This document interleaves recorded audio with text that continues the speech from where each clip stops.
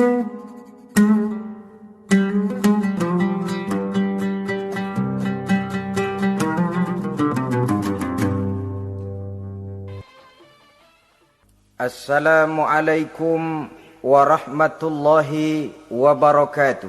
Waalaikumsalam warahmatullahi wabarakatuh. Bismillahirrahmanirrahim. Alhamdulillahi rabbil alamin. Wassalatu wassalamu ala ashrafil anbiya'i wal mursalin, sayyidina wa maulana Muhammadin wa ala alihi wa ashabihil mujahidin at-tahirin, amma ba'du. Saudara-saudara kaum muslimin rahimakumullah. Pada pertemuan terdahulu kita sudah membicarakan orang-orang yang menjadi teman-teman setan dalam kehidupan di dunia ini. Maka pada pertemuan kali ini kita akan membicarakan tentang siapa yang menjadi musuh-musuh setan di dalam kehidupan. Dengan satu catatan, berbahagialah mereka yang menjadi musuh-musuh setan, tetapi celakalah mereka yang menjadi teman-teman setan. Bagaimanapun juga di dalam kehidupan ini, apabila orang telah memproklamirkan bendera permusuhan kepada kita, maka kita tentu seharusnya bersikap waspada dan mawas diri. Demikian juga iblis dan seluruh bala tentaranya yang terdiri daripada setan-setan.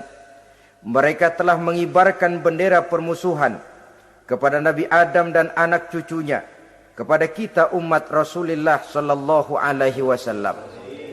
Akan sengsara dan celaka jika kepada iblis dan setan yang telah nyata-nyata mengibarkan bendera permusuhan itu kita mengadakan toleransi, mengadakan kerjasama, dan menjadi budak yang memperturutkan kemauan daripada iblis dan setan.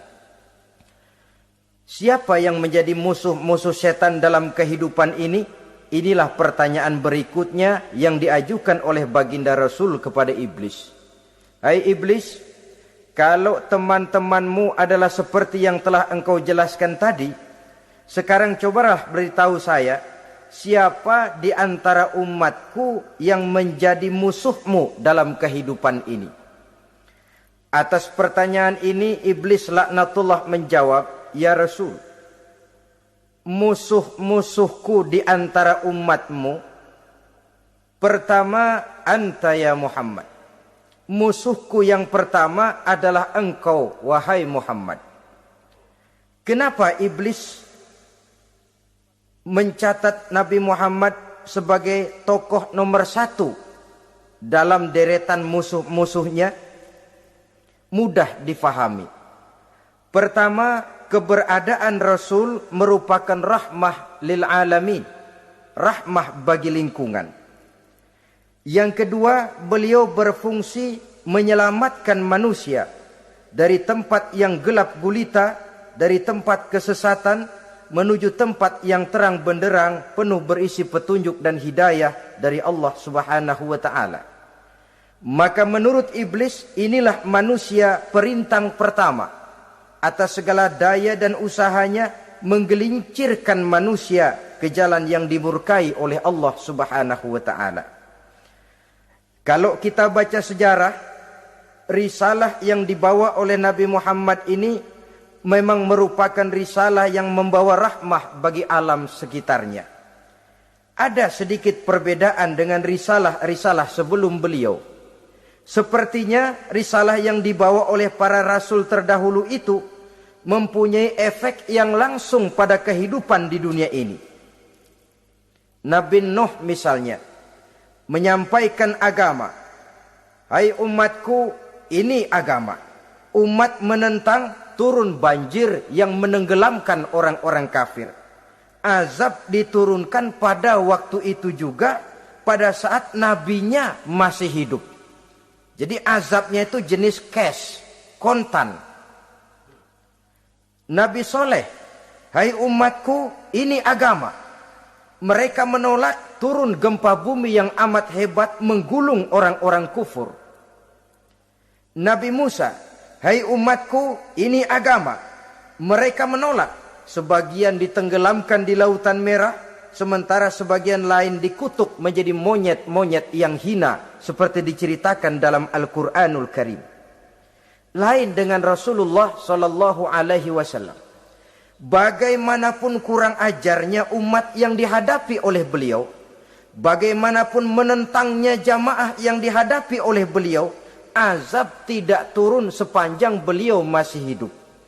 Ini merupakan jaminan dari Allah, wa ma kana Allahu liyu'azzibahum wa anta fihim. Allah sama sekali tidak akan menurunkan azab selama engkau wahai Muhammad masih hidup di tengah-tengah umatmu.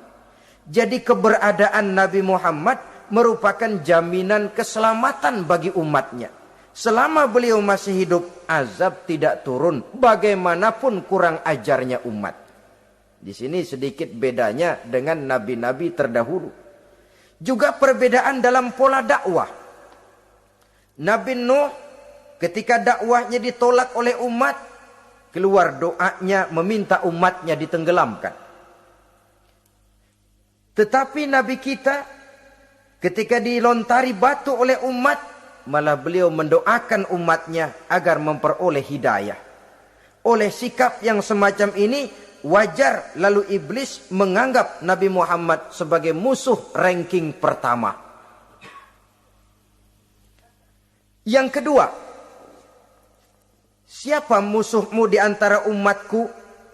Yang kedua kata iblis, musuhku Muhammad imamun adil. Pemimpin yang adil. Itu yang akan menjadi musuhku di dunia ini. Putus asa iblis menghadapi pemimpin yang adil. Tipu dayanya tidak terkena. Segala tingkah polanya tidak diperturutkan. Imam yang adil, pemimpin yang adil merupakan musuh daripada iblis laknatullah alaih. Apa sebabnya? Karena pemimpin yang adil mempunyai dampak dalam kehidupan di dunia ini. Melindungi orang banyak, menenteramkan orang banyak. Makin aman, tentram, tenang situasi dan kondisi, makin mudah orang melaksanakan ibadah. Makin tekun orang melaksanakan ibadah, makin dekat dia dengan Allah. Makin dekat manusia dengan Allah, makin jauh dia dari iblis. Sebab dua hal ini selalu kontradiktif. Jika kita jauh dari Allah, tentu dekat dengan iblis. Jika kita jauh dari iblis, harus dekat tentu dengan Allah. Dan begitu selanjutnya. Dalam kaitannya dengan kehidupan kita sekarang, saudara-saudara, disinilah perlunya mempersiapkan manusia. Membangun manusia itu jauh lebih sulit daripada membangun jembatan. Membangun manusia itu lebih sulit daripada membangun gedung-gedung bertingkat. Termasuk membangun dan mempersiapkan calon-calon pemimpin yang adil di masa yang akan datang. Membangun jembatan penting. Tapi lebih penting daripada membangun jembatan adalah membangun manusia yang bikin jembatan. Sebab kalau manusia yang bikin jembatan tidak dibangun lebih dahulu, saya khawatir jembatannya nanti habis dimakan oleh yang bangun jembatan. Mengaspal jalan raya penting. Lebih penting dari mengaspal jalan raya, membangun manusia yang mengaspal jalan itu. Sebab kalau manusia yang mengaspal jalan bermental rusak dan bejat, saya khawatir jalan belum selesai, aspalnya habis dimakan oleh yang ngaspal. Inilah pentingnya membangun manusia pembangunan. Semua tugas-tugas besar, semua pekerjaan-pekerjaan yang baik harus berangkat dari niat yang baik, berangkat dari hati yang bersih. Siapapun adanya kita, apapun profesi kita. Yang jadi kiai, marilah berangkat dari niat yang bersih. Yang jadi mubalik, marilah berangkat dari niat yang bersih. Niatnya itu mau menghidupkan Islam atau mau cari hidup jual Islam. Kalau mau menghidupkan Islam, mari sama-sama kita berjuang. Tapi kalau mau cari hidup untuk dengan menjual Islam, minggir saja daripada nanti bikin malu. Yang mengurus masjid, mari berangkat dari niat yang bersih. Ngurus masjid itu niatnya mau menghidupkan masjid atau mau cari hidup di dalam masjid. Kalau mau menghidupkan masjid, mari. Tapi kalau mau mencari hidup di dalam masjid, tolong minggir saja daripada nanti bikin aib. Yang jadi orang alim, mari berangkat dari niat yang bersih. Jangan memperjualbelikan fatwa, yang halal dikatakan haram, yang haram jadi samar-samar, nanti membingungkan umat. Berangkat dari niat yang bersih, membangun manusia pembangunan. Ini barangkali istilah yang lebih kena. Saudara-saudara kaum muslimin rahimakumullah. Setiap kita pada hakikatnya punya bakat. Secara fitrah yang kita bawa, bakat apapun kita ini punya. Saudara punya bakat jadi pemimpin, saudara pun punya bakat jadi pengkhianat. Saudara punya bakat jadi orang soleh, saudara juga punya bakat jadi orang salah. Saudara punya bakat jadi orang besar, saudara pun punya bakat jadi orang hina. Seluruh bakat ada di dalam diri kita. Tinggal nanti pertumbuhannya mana yang lebih subur. Saudara punya sifat berani, saudara pun punya sifat takut. Seberani-beraninya orang mesti ada sifat takutnya. Nanti mana yang tumbuh lebih subur? Kalau takutnya tumbuh lebih subur, dia akan jadi orang penakut. Kalau beraninya yang tumbuh lebih subur, dipupuk oleh lingkungan, pendidikan dan sebagainya, dia akan tumbuh jadi orang pemberani. Oleh karena itu, agama merupakan lingkungan yang subur untuk menumbuhkan benih-benih yang baik yang kita bawa bersamaan dengan lahirnya kita ke alam dunia ini. Setiap kita, saya, saudara, punya bakat jadi pemimpin, punya bakat jadi pengkhianat, punya bakat jadi pengabdi, punya bakat jadi koruptor, punya bakat jadi pemelihara, punya bakat jadi perusak. Tinggal nanti lingkungan, pendidikan yang menumbuhkan mana yang tumbuh lebih subur. Kalau lingkungan saudara lingkungan maling, maka sifat pengkhianat akan tumbuh lebih subur. Kalau nanti saudara jadi pemimpin, insya Allah korupsi. Lingkungan yang menumbuhkan sifat mengabdi, sifat berbuat tanpa pamrih, kalah. Dikalahkan oleh sifat pengkhianat dan korupsi itu yang dibentuk oleh lingkungan, pendidikan, pengalaman dan sebagainya. Oleh karena itu, secara dini agama menanamkan, menyuburkan fitrah-fitrah yang baik yang kita bawa bersamaan dengan hadirnya kita dalam kehidupan ini. Sebab itu seorang penyair bernama Syauqi mengatakan dalam sebaik syairnya, waladatka ummuka ya ibna adam bakian wan nasu haulaka yadhakuna surura. Hai manusia, pada saat kamu dilahirkan kamu menangis dan orang lain di sekelilingmu ketawa.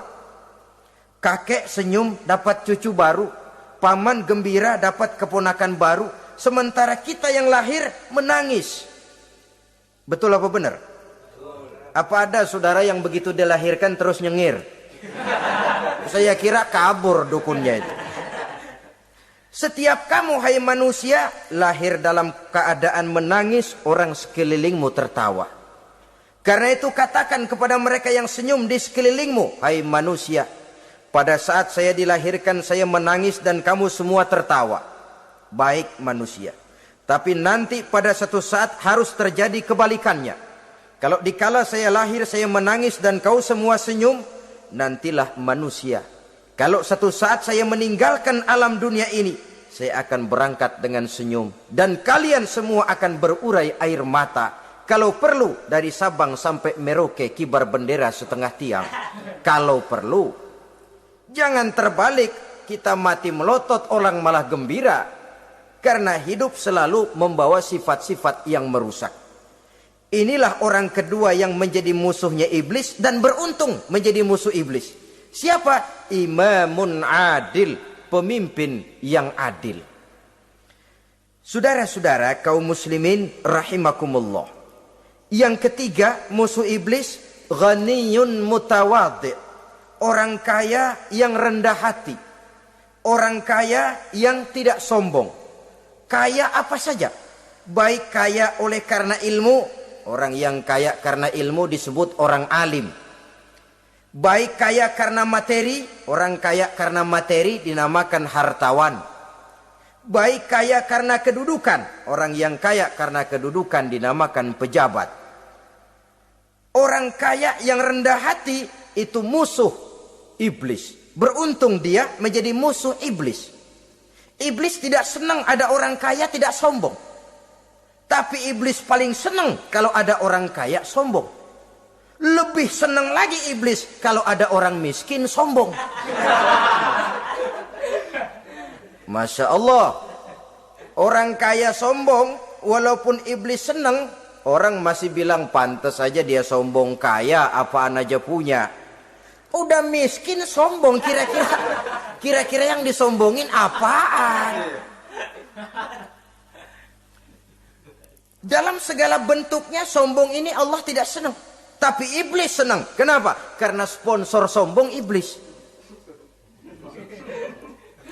Kan yang pertama kali sombong iblis toh. Ketika disuruh sujud kepada Nabi Adam, dia nggak mau. Ini kesombongan pertama yang terjadi dalam sejarah.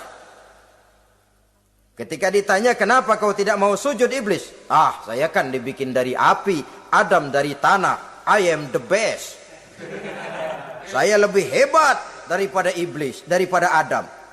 Adam baru kemarin dibikin, saya sudah lama. Kata Allah, kamu sombong iblis, ini surga bukan tempat orang sombong. Keluar! Terusir dia dari surga. Jadi, kesombongan pertama adalah kesombongan yang dilakukan oleh iblis. Dan dia tanamkan itu kepada kita, supaya jadi orang sombong. Karena itu, sombong ilmu, Allah nggak senang, tapi iblis senang. Mentang-mentang ada ilmunya. Nih, satu-satunya ustadz di sini ya. Semua mesti ngaji sama gue. Kalau nggak ngaji sama gue, Islamnya kurang tapi bener. Sombong karena ilmu. Sombong karena pangkat. Mentang-mentang pakai bintang di pundak, jalan pundak duluan. Yang wajar saja hidup ini. Sombong harta pun begitu. Kaum muslimin rahimakumullah. Orang kaya yang rendah hati dimusuhi oleh iblis, tapi dicintai Allah, dicintai Rasul, dicintai malaikat. Caranya bagaimana? Kembali kepada satu kesadaran bahwa pada saat terlahir ke alam dunia ini tidak ada yang pernah kita bawa. Kalau sekarang kita punya rumah, punya kebun, punya kendaraan, punya pabrik, punya segala macam benda, apa itu? Titipan. Pada suatu saat akan diambil kembali oleh yang menitipnya. Kalau titipan itu pandai kita jaga, pandai kita syukuri, titipan akan makin banyak. Sama juga kita dalam kehidupan. Kalau orang bisa kita percaya, saya mau pergi ke luar negeri, rumah saya titip kepada tetangga. Saya pulang dari luar negeri, isi rumah tetap, tidak berkurang. Malah dibersihi, malah disapu, dihilangkan kotorannya. Tentu bukan main syukur saya, girang saya. Akan bertambah kepercayaan saya untuk menitipkan apa saja. Ini makna la in syakartum la azidannakum wa la in kafartum inna azabi lasyadid. Kalau kamu pandai bersyukur, aku tambah nikmat. Tapi kalau kamu ingkar, azabku teramat pedih. Artinya apa? Nikmat bisa berubah menjadi azab kalau kita tidak pandai mensyukurinya. Ma'asyiral muslimin rahimakumullah. Orang yang kaya ilmu lalu rendah hati. Tidak selalu ingin menonjolkan diri. Ini kadang-kadang yang tanggung ini yang bikin berabe. Alim bener enggak, geblek bener juga enggak. Yang sedikit-sedikit mau nonjolin diri. Kalau enggak jadi imam enggak mau ke masjid. Enggak jadi imam enggak mau ke musola. Pokoknya kalau enggak jadi imam marahan sama musola. Macam mana? Saudara-saudara kaum muslimin rendah hati. Tidak selalu ingin menonjolkan, sebab orang yang selalu ingin menonjolkan dirinya biasanya orang yang kekurangan kepercayaan kepada kemampuan dirinya sendiri. Dia selalu ingin dinomorsatukan. Dia selalu ingin ditempatkan pada ranking teratas. Dia tidak percaya diri. Orang yang percaya diri dapat bersikap wajar dalam kehidupan. Begitu juga kaya karena harta, dengan menyadari bahwa harta bagaimanapun banyaknya titipan dari Allah. Pada suatu saat akan kembali, dia harus dimanfaatkan sesuai dengan kehendak yang menitipnya. Begitu juga kaya oleh karena pangkat, kedudukan, dan jabatan. Pada suatu saat jabatan itu akan hilang dari diri kita. Karenanya sering saya jelaskan bahwa pangkat di dunia ini yang paling tinggi pensiun. Titel yang paling akhir almarhum. Saudara setuju atau tidak, titel itu akan saudara dapat. Bagaimanapun kita cinta kepada pangkat, kedudukan, entah pada akhirnya suatu saat akan sampai kepada posisi yang namanya pensiun. Kalau sadarlah kita kepada pemikiran ke arah sana, maka untuk mencapai kekayaan, baik kekayaan harta, kekayaan kedudukan, tidak lalu menghalalkan segala cara untuk mencapai tujuan.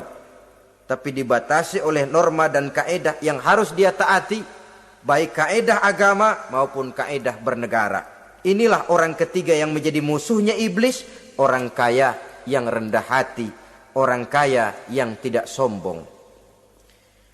Yang keempat, saudara-saudara, tajirun shadiq, pedagang, pengusaha yang jujur. Iblis gedek betul, benci bukan main sama pengusaha, sama pedagang yang jujur, yang tidak ngurangi timbangan, tidak nipu pembeli, tidak barang yang jelek dibilang bagus, atau yang bagus di atas yang jelek di bawah, atau dicampur yang baik dengan yang jelek supaya kelihatan semuanya jadi baik.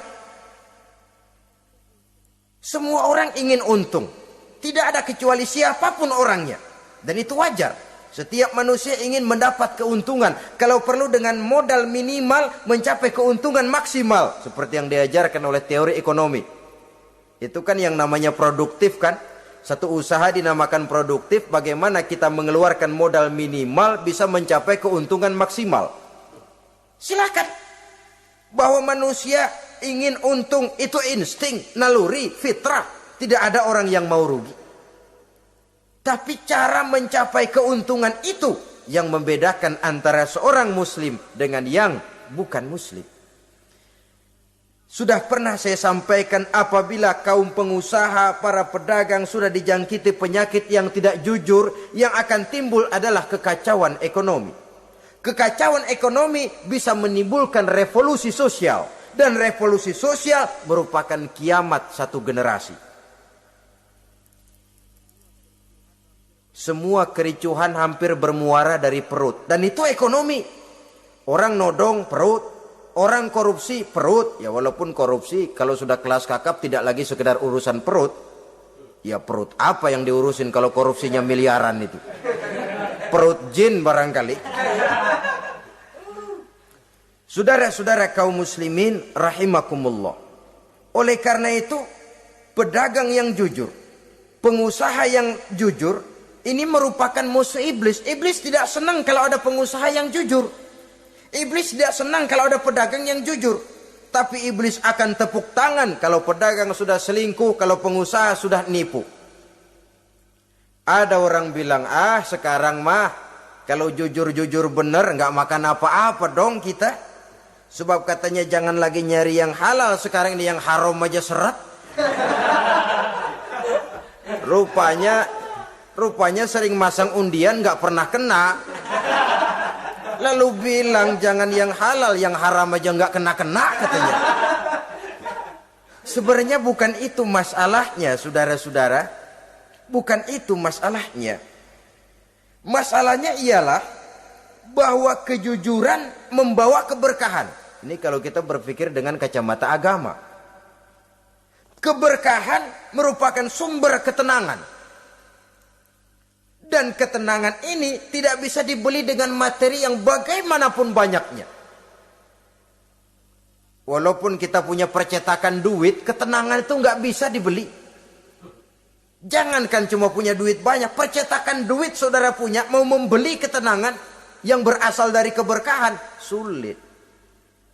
Jadi kejujuran membawa keberkahan, keberkahan membawa ketenangan. Jangan macam dulu tukang sol sepatu. Ditanya oleh temannya, "Bang, ngesol satu hari dapat berapa?" 200 rupiah. Sembayang enggak? Enggak. Islam? Islam, kalau Islam lah. Kata temannya, "Sembayang dah, kali aja besok dapat rezeki lebih banyak." Yang benar, iya. Sebab kalau orang sholat itu Allah dekat, nanti rezekinya ditambah. Beneran? Bener. Subuh sembayang dia. Habis sembayang sarapan, berangkat ke tempat dia ngesol, mangkal. Dari pagi sampai jam 11 belum ada juga yang ngesol. Mulai bimbang hatinya.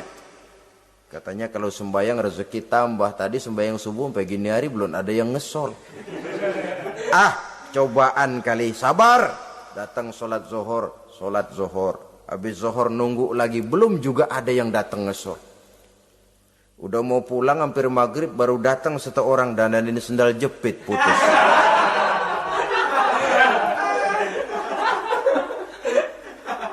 Sudah bayar 25 rupiah, pulang dia si tukang sol ini, ketemu sama temennya yang nyuruh sholat tadi. Ditanya, "Bagaimana penghasilan ini hari?" Apa dijawab? "Gua kapok deh sembahyang."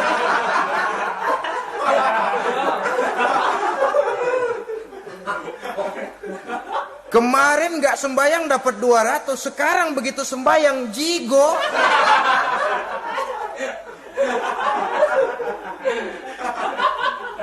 Dia tidak sadar bahwa dari kacamata agama, 25 rupiah yang membawa berkah jauh lebih baik ketimbang 200 uang panas.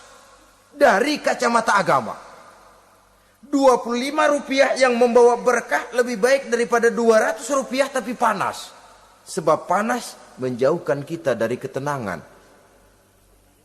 Itulah sebabnya, maka pedagang yang jujur, pengusaha yang jujur menjadi musuh setan dan beruntung. Sekarang jadi pengusaha jujur-jujur nggak dapat proyek, Pak. Kalau nggak bisa semir semur. Padahal agama sudah menjelaskan ar-rashi wal murtashi finnar. Orang yang nyogok dan orang yang disogok dua-duanya neraka. Kenapa? Join termasuk ta'awanu 'alal ismi wal udwan. Bertolong-tolongan dalam berbuat dosa dan kesalahan. Kalau hadiah, lain hadiah. Kalau sedekah, lain sedekah. Tapi yang namanya semir, suap, ar-rashi wal murtashi finnar. Saudara-saudara kaum muslimin rahimakumullah. Jadi pedagang yang jujur, pengusaha yang jujur merupakan salah satu roda perekonomian. Kegoncangan ekonomi akan menimbulkan dampak sosial yang sangat luas dan kompleks. Yang pada giliran puncaknya, dampak paling negatifnya, dia sanggup menggerakkan terjadinya revolusi sosial. Bukankah sebagian besar gerak hidup manusia dimotivasi oleh keinginan untuk mempertahankan kelangsungan hidup? Dan kelangsungan hidup artinya mulut. Mulut itu artinya perut dan itu artinya makan. Setelah itu mungkin baru pangan, baru sandang. Baru dia berpikir pakaian dan sebagainya. Jadi karena dia merupakan penggerak roda ekonomi, pedagang yang jujur, pengusaha yang jujur mutlak diperlukan dalam kehidupan ini. Sebab sekali lagi, kejujuran akan membawa keberkahan, keberkahan memberikan ketenangan dalam kehidupan. Oleh karenanya kita umat Islam, biarin duit kita banyak, asal berkah. Itu tentu idealnya. Ketimbang dikit tidak berkah, lebih baik ia banyak, ia berkah. Dan keberkahan itu datang lewat kejujuran. Kejujuran ini sudah dicontohkan oleh Rasul pada saat beliau berniaga ke negeri Syam. Dikala berumur 9 tahun, bahkan dikala berumur 25 tahun, seketika membawa dagangan Sayyidatuna Khadijah yang kelak jadi istri beliau. Kita maklum bahwa solat merupakan sarana yang paling efektif untuk mendekatkan manusia kepada Allah. Makin dekat manusia dengan Allah, makin tidak senang iblis dan setan. Karena itu segala macam cara mereka berusaha mengaduk-ngaduk solat kita. Dan sesungguhnya, jikalau kita mengerjakan solat, itu kan targetnya cuma 2. Pertama, agar solat kita itu sah. Yang kedua, agar solat kita itu qabul, yakni diterima oleh Allah. Kalau soal sah dan tidak, ukurannya gampang. Saya kalau ditanya orang, Pak, solat saya sah atau tidak? Saya bisa jawab. Saudara, solatnya syarat rukunnya cukup apa tidak? Cukup, sah. Itu kalau perkara sah. Tapi kalau sudah perkara qabul, Pak, solat saya diterima atau tidak oleh Allah? Ini saya tidak bisa jawab. Kenapa? Soal qabul mencakup masalah batin. Cuma ukuran logikanya, kalau syarat rukun cukup, insya Allah qabul. Saudara-saudara kaum muslimin rahimakumullah. Oleh karenanya, pada saat kita solat, iblis, setan datang dari segala macam penjuru supaya kita kehilangan rasa khusyuk.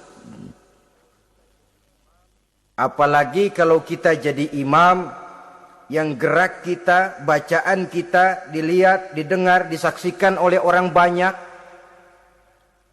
Digodanya gerakan kita, dibolak-baliknya hati kita supaya di dalam solat itu banyak yang kita ingat, hal-hal yang tidak ada hubungannya dengan solat.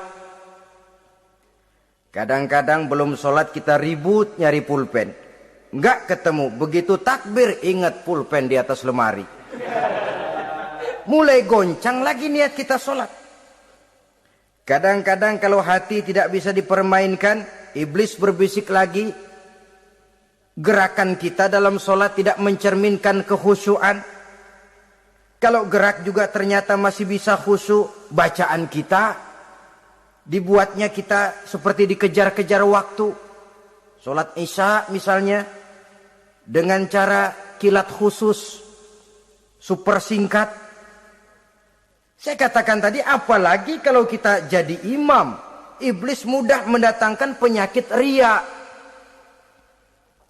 Karena mengimami orang banyak, lalu supaya dikira alim, dibuatlah sholatnya itu mantep-mantep. Surahnya dicari yang panjang-panjang, paling pendek sabihis sama wadduha. Tapi kalau sudah sholat sendirian, cukup inna a'toinakal kausar sama kul huwallahu ahad. Kayaknya khusyuk bukan main. Kalau imam, bahasanya dipaseh-pasehin kayak orang 16 tahun di Mekah. Usolli fardhol maghribi salasa raka'atin. Saudara-saudara kaum muslimin yang berbahagia.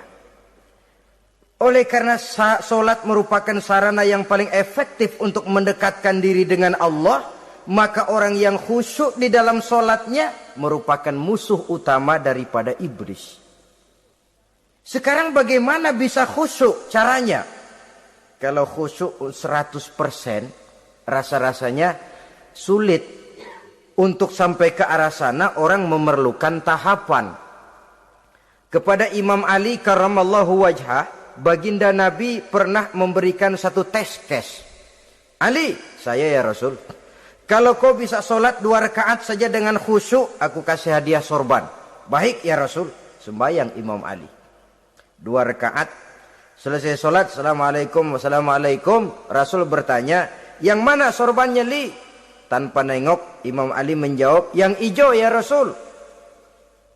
Setelah menjawab yang hijau, Rasul berkata, kamu tidak khusyuk li. Kenapa? Soalnya tadi waktu sembahyang mikirin, nanti kalau ditawarin sorban pilih yang hijau aja ah. Sehingga begitu ditanya, refleks menjawab yang mana li? Yang hijau saja ya Rasul.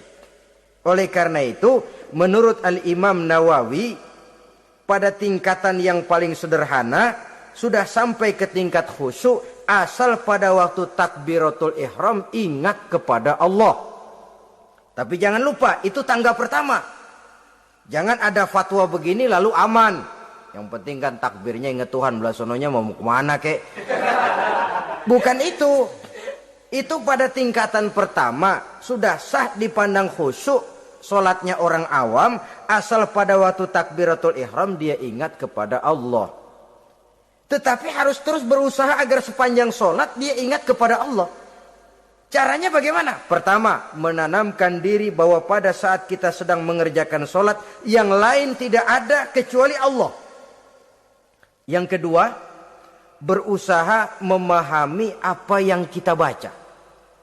Sehingga pada saat kita sujud, subhana rabbiyal a'la wa bihamdih, terbayang kemahasucian Allah, kemahatinggian Allah. Sehingga hati tidak mengembara, mulut berucap, hati mengikuti apa yang diucapkan. Yang kadang-kadang membuat hati kita jalan-jalan, badan di masjid, badan takbir, badan ruku, tapi hati di pasar, hati di kantor, hati di pabrik. Karena yang kita ucapkan tidak berakar di hati. Yang kita baca kita nggak tahu artinya. Sangat boleh jadi hati lalu mengembara kemana-mana. Jadi untuk menopang kekhusyuan ini, cara yang paling efektif, pertama, tidak ada yang lain pada waktu kita sholat kecuali Allah. Yang kedua, berusaha memahami apa yang kita baca. Dikala kita sujud dikala kita duduk di antara dua sujud, Rabbighfirli, ya Allah ampuni dosa saya, warhamni, kasihani saya, dan selanjutnya. Mulut membaca, hati mengikuti. Dengan mengikuti, hati tidak terlalu mengembara, ada tempat dia kembali. Saudara-saudara kaum muslimin rahimakumullah. Itu yang kelima.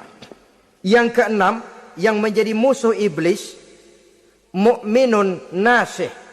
Orang mukmin yang suka memberikan nasihat. Orang mukmin yang suka memberikan petunjuk. Termasuk juru-juru dakwah, para mubaligh itu merupakan musuh utama iblis. Kenapa? Tiap hari iblis kampanye. Tiap hari iblis mengajak dengan segala macam cara yang kalau perlu dia berikan kamuflase. Dia berikan fata morgana. Kalau perlu yang haram dia bungkus dengan merek halal. Kalau perlu kejahatan dia bungkus dengan baju kebajikan. Istilahnya racun diberi merek madu. Dan itu wajar. Cuma kita tentu harus punya filter, daya saring positif agar tidak salah pilih. Karena iblis ini pintar betul. Kalau kita khusyuk dalam sholat, dia tanamkan kepada kita misalnya seperti tadi itu. Sholatmu memang hebat, khusyuk. Di kampung ini tidak ada orang yang sholatnya seperti kamu. Tertanam itu dalam hati kita, timbul ujub. Akhirnya, iya. Gue lihat-lihat di kampung sini kagak ada yang sembayangi kayak gua. Nah, sudah masuk iblis. Jadi dia pandai mengikuti gerak hati dan irama denyut jantung manusia ini.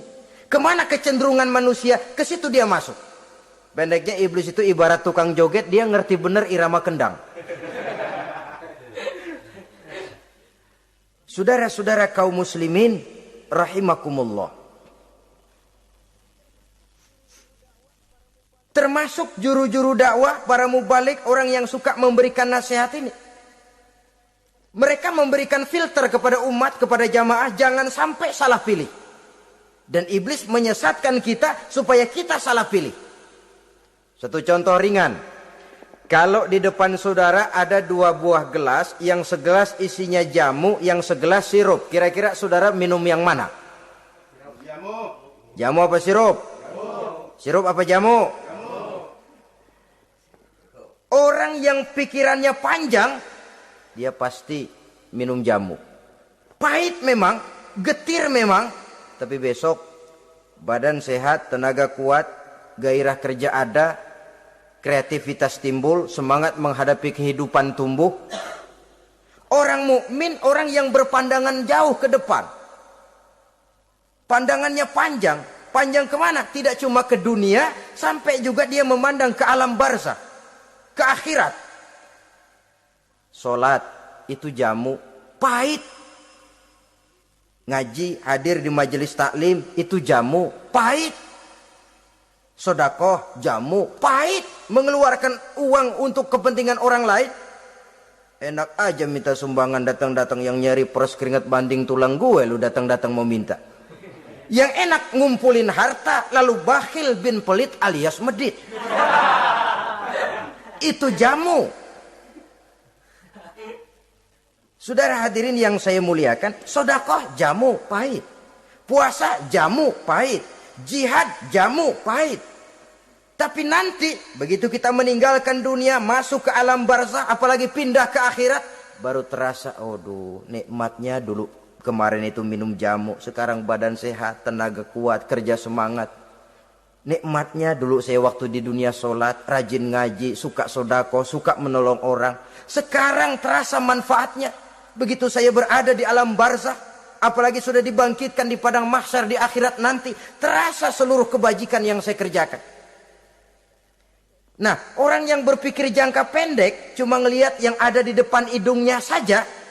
Ngapain minum jamu getir, sirup nih, manis. Dia minum, dia ambil sirup, minum, manis memang pada waktu minum, tapi besok bibir jontor. Meninggalkan perintah Allah, sirup itu manis. Tidak sholat, manis. Tidak bayar zakat, sirup, manis. Tidak mau puasa, sirup, manis. Manis sekarang. Tapi nanti besok begitu masuk ke alam barzakh, begitu dibangkitkan di padang mahsyar di akhirat nanti, merintih kita menahan penyesalan yang sudah tidak ada artinya lagi. Sampai-sampai penduduk mahsyar itu ada yang berkata, diceritakan dalam Quran, ya laitani kuntu turaba. Wahai celaka, kenapa kita enggak jadi tanah saja? Menyesali kejadiannya. Andai kata mereka bisa kembali ke hidup di dunia lagi, mereka akan minta kejadian yang kedua untuk berbuat baik. Tapi tentu sudah penyesalan yang tidak ada gunanya lagi. Maka saudara-saudara, emang cuman jalan duluan kecebur di sumur yang nyesel duluan. Ada orang jalan, yang paling depan kecebur di sumur, itu tuh, gue nyesel duluan katanya. Nyesel duluan. Yang lain mesti nyeselnya belakangan. Saudara hadirin yang saya muliakan. Nah, orang yang suka memberikan nasihat kepada orang lain dimusuhi iblis. Kenapa? Tentu nasihat yang membawa kebaikan. Iblis nggak senang betul itu. Kita nasihatin teman, udah berhenti dah, jangan pada mabuk lagi. Iblis gergetan bener. Ini orang dilarang lagi. Kita nasihati teman, udah jangan masang-masang lagi dah, nggak bakalan kena, dikebohongin. Nggak ada orang jadi kaya masang judi, bangkrut malah loh. Ini kan termasuk tipu daya iblis, judi dinamain sumbangan. Itu sama saja itu, madu, racun mereknya madu. Judi dinamain sumbangan. Kalau Kang Beca pada nyumbang. Kayak orang kaya lagunya.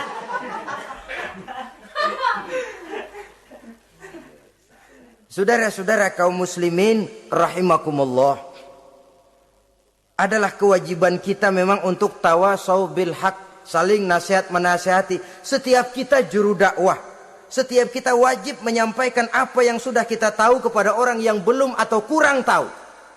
Saudara yang bisa bismillah wajib mendakwahkan bismillah itu kepada orang yang belum tahu bismillah. Saudara bisa Fatihah harus menyampaikan itu kepada orang yang belum bisa Fatihah. Persetan dengan orang lain. Apalagi yang cuma kerjanya ngeritik saja, lu baru bisa Fatihah doang udah ngajar. Biar aja yang diajarin gak bisa Fatihah kok. Apa masalahnya pemerataan di bidang keilmuan? Sebab memang biasa penonton itu selalu lebih pandai menilai, kayaknya lebih pintar dari yang main. Sama saja orang nonton bola ngomel melulu, padahal dia sendiri belum tentu bisa main. Dengerin orang pidato pun begitu, monten bisa. Wah, kalau dia yang pidato 1 jam kayak semenit. Tapi kalau si Ano tuh kita udah pegel belum juga mau berhenti. Monten bisa, coba dia suruh pidato udah 1/4 jam masih ama ba'du. Apa mau dibilang ama ba'du?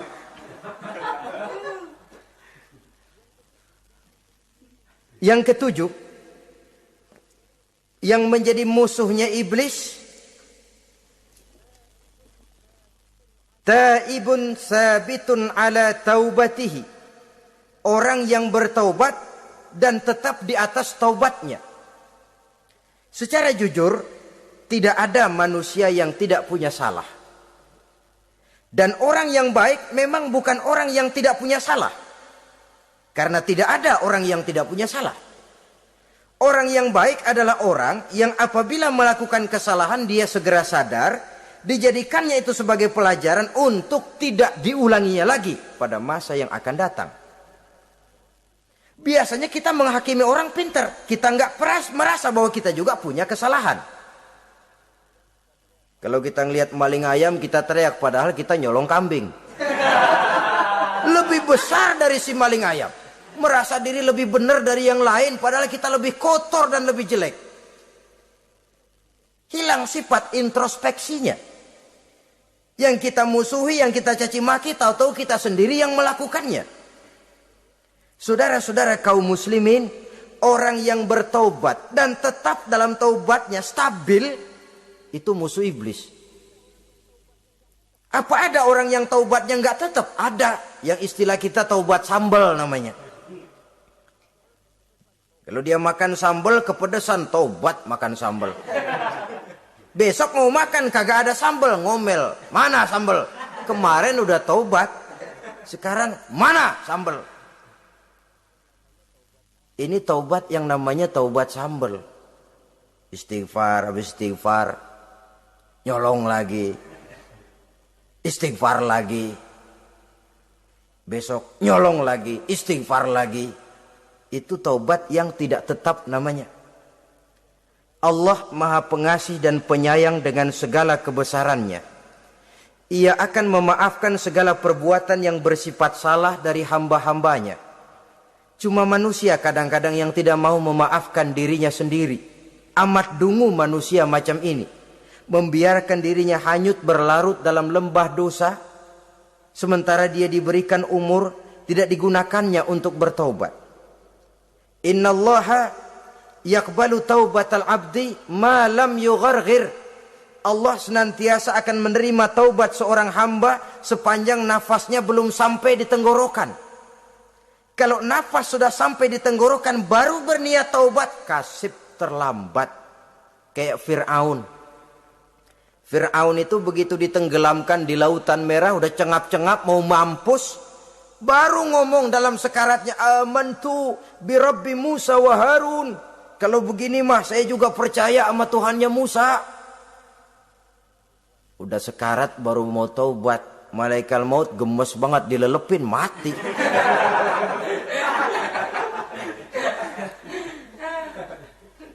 Nah, kepada adik-adik remaja, biasanya kalau sudah bicara taubat, pikiran kita, taubat mah urusan 70 tahun ke atas. Kita masih lama ini. Sebenarnya tidak. Masalah taubat adalah masalah salah dan dosa. Masalah salah dan dosa adalah masalah manusia. Sejak dia akil balik sampai ajal datang merenggut nyawa. Hidup ini tidak selalu berjalan mulus. Hidup ini tidak selalu berjalan di atas kertas putih. Kadang kita tersilap, kadang kita tersalah. Kadang situasi dan kondisi menyebabkan kita berbuat lain dari yang seharusnya. Itu kehidupan. Silih berganti. Oleh karenanya pesan Nabi, wa'atbi'i sayyi'atal hasanah. Perbuatan salah ikuti dengan kebajikan. Dosa iringi dengan taubat. Jangan nunggu. Saya untuk taubat takut nanti bikin lagi. Nah, ini namanya punya harapan mau bikin lagi. Nanti aja dah kalau tua-tuaan. Saudara, kalau dosa itu ditumpuk, itu sama saja kotoran yang menodai hati. Kalau kotoran gak rajin kita bersihin, dia akan berkarat. Dan kalau sudah berkarat, sudah sulit untuk dibersihkan. Itu makna ungkapan Imamul Ghazali, hati manusia sebening kaca. Lapisan dosa yang dia kerjakan adalah debu yang menutupi jernihnya kaca. Orang yang bersih dari dosa, dekat dengan Allah, hatinya jernih seperti kaca. Dari hati yang jernih, radarnya kontak kepada Allah. Sinyalnya nyambung channelnya itu. Getarannya hebat. Wajar kalau lalu dia bisa tahu apa yang besok akan terjadi. Diberitahu oleh Allah. Yang namanya ilmu laduni itu. Ilmu yang ditransfer langsung oleh Allah. Karena kebersihan hatinya. Ah, mana ada orang gak belajar bisa pinter. Iya, kalau hatinya butek emang gak ada. Tapi kalau Allah mau berberangkat dari hati yang bersih, yang kontaknya nyambung kepada Allah, hati itu seperti kaca, kata Imam Ghazali.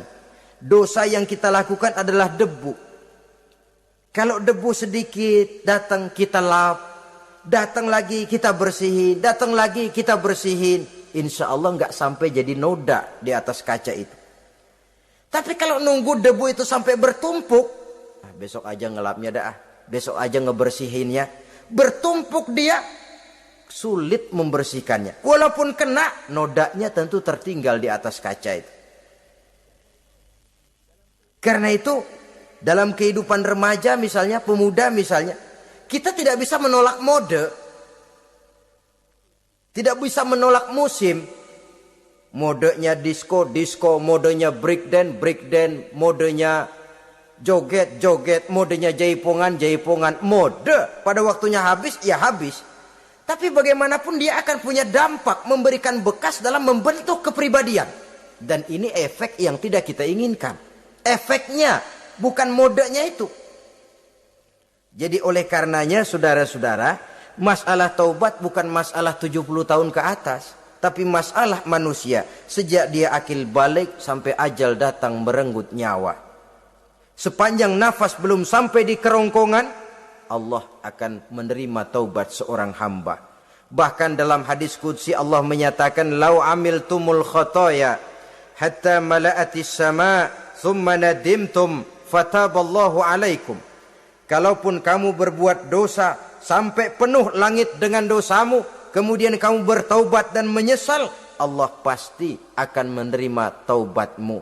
Jadi orang yang taubat dengan sebenarnya dan tetap dalam taubatnya, itu musuh iblis. Tapi orang yang taubatnya angin-anginan, iblis demen banget. Hari sembahyang, besok mabok, besoknya lagi nyolong, besoknya lagi zina, besok taubat lagi. Kata iblis, surak, iya lu gocet dah Tuhan.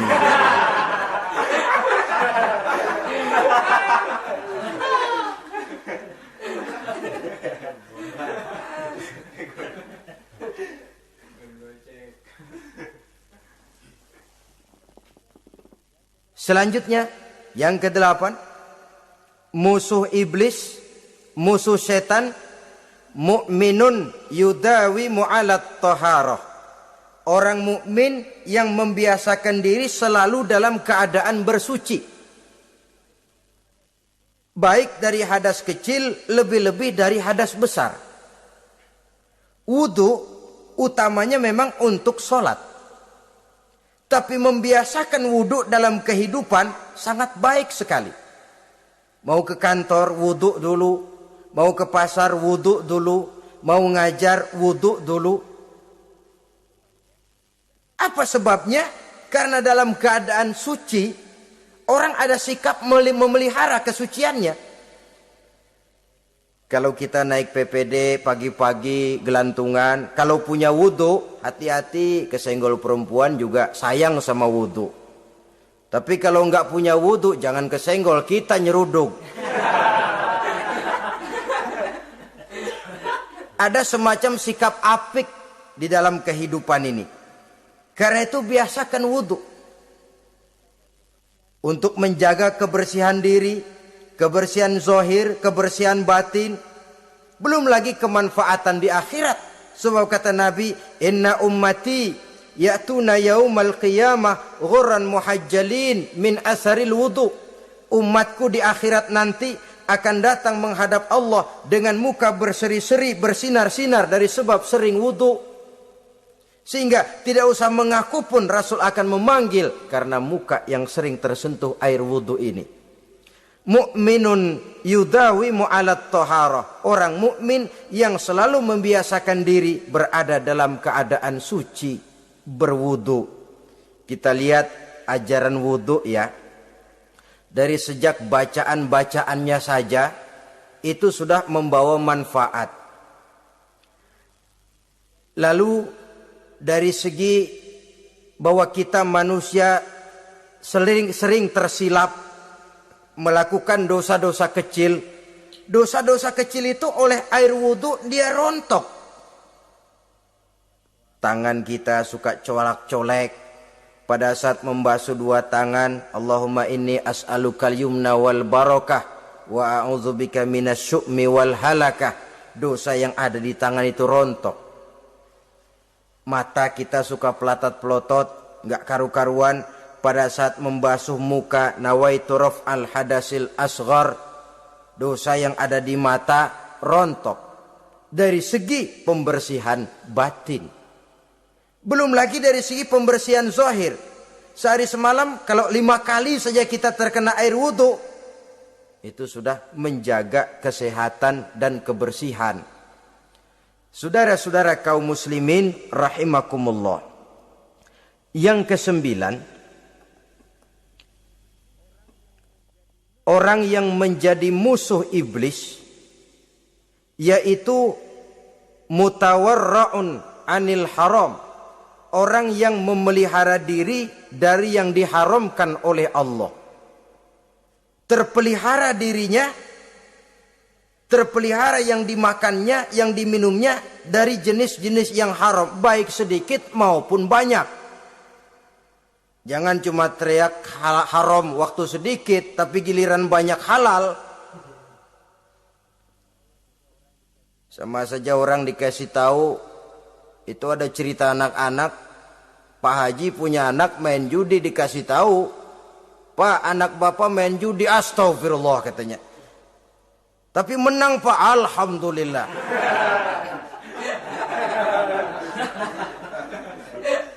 Ini kan sama saja, giliran sedikit dibilang haram karena dia nggak dapat jatah, begitu dapat banyak dan dia kecipratan jadi halal.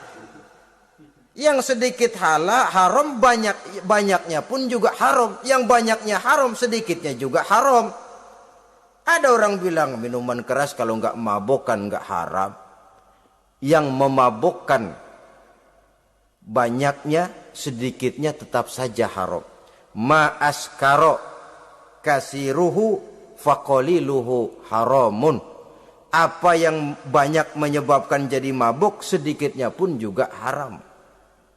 Saudara-saudara kaum muslimin, yang ke-10 yang terakhir, musuh daripada iblis ialah mukminun rahimun, orang mukmin yang berhati pengasih, orang mukmin yang suka menyambung silaturahmi, orang mukmin yang tidak suka bertengkar, orang mukmin yang tidak suka marah-marahan. Kalaupun terpaksa marah, tidak lebih daripada 3 hari. Jadi boleh saja marah kalau alasannya tepat, tapi enggak lebih dari 3 hari. Kalau perlu bikin perjanjian, kita marah ya 3 hari. Itu limit, tidak halal kata Nabi bagi seorang muslim menjauhi saudaranya lebih dari 3 hari. Tidak halal itu artinya haram. Kita ini kadang-kadang kalau sudah marahan sama tetangga kah, sama teman kah, kadang-kadang suka berlaku perpanjangan waktu. Tidak cukup perpanjangan waktu, ditambah lagi perpanjangan generasi. Enggak cukup kita yang marah, orang lain kita sundut-sundut supaya ngikut marah lagi. Marah pakai ngundang.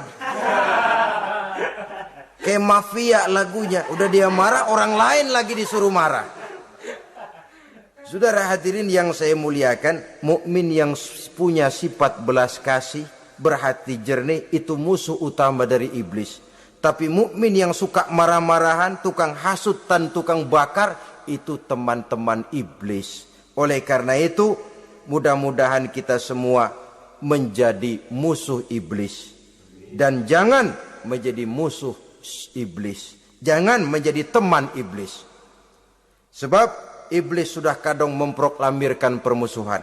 Sekali dia musuh kita, selamanya dia akan tetap menjadi musuh kita. Berusahalah untuk menjadi musuh iblis dan jangan sekali-kali toleransi. Jangan berusaha menjadi teman iblis. Inilah yang kita bicarakan pada pertemuan ini. Mudah-mudahan ada manfaatnya. Terima kasih atas segala perhatian. Mohon maaf atas segala kekurangan. Wassalamualaikum warahmatullahi wabarakatuh. Waalaikumsalam.